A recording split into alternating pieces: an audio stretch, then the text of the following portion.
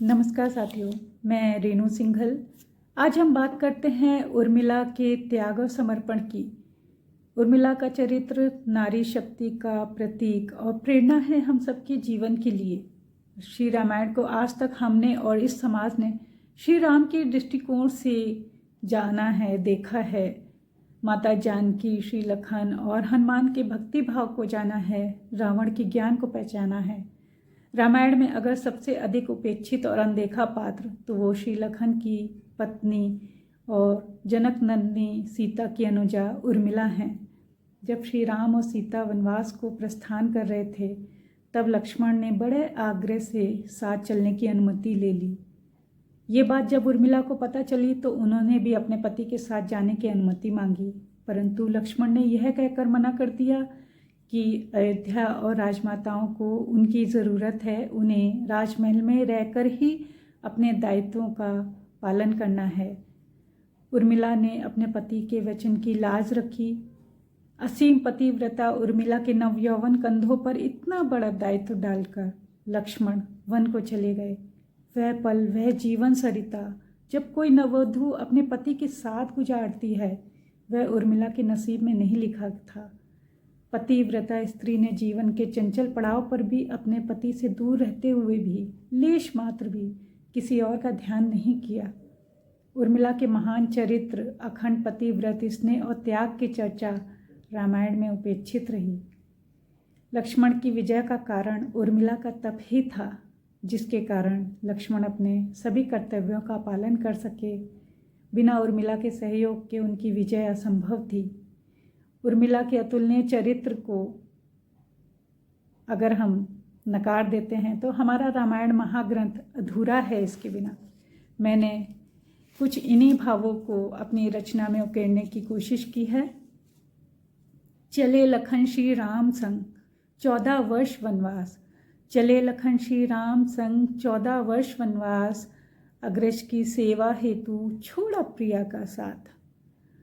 हुई अधीर उर्मिला, हुई अधीर उर्मिला, सुनकर के ये बात, हुई अधीर उर्मिला, सुनकर के ये बात, पति धर्म निभाने को संग चलूंगी नाथ। बोले लखन प्रभु चरणों की सेवा है मेरा धाम, बोले लखन प्रभु चरणों की सेवा है मेरा धाम, तुम संग कैसे रखूंगा मैं अपने प्रभु का ध्यान। कर्तव्य पथ से विमुख न होवे पिय, कर्तव्य पथ से विमुख न होवे पिय, ना आवे रघुकुल पर आँच, तेही खातिर निज स्वप्न तज, तेही खातिर निज स्वप्न तज, रखी वचन की लाज। राजमहल के ठाट बाट और, राजमहल के ठाट बाट और, त्यागे भोग विलास, राजमहल की पुत्र वधू से हुई साध्वी आज। 14 बरस तपी थी उर्मी, 14 बरस तपी थी उर्मी, पति वियोग में जली थी उर्मी, पति वियोग में जली थी उर्मी। साल या 2 साल नहीं, साल या 2 साल नहीं, 14 बरस का विषम वियोग, 14 बरस का विषम वियोग। कैसी कठिन घड़ी थी आई, कैसी कठिन घड़ी थी आई, पति वचन की लाज निभाई। लक्ष्मण जी ने उर्मिला से ये वचन लिया था कि वो कभी भी आंसू नहीं बहाएंगी।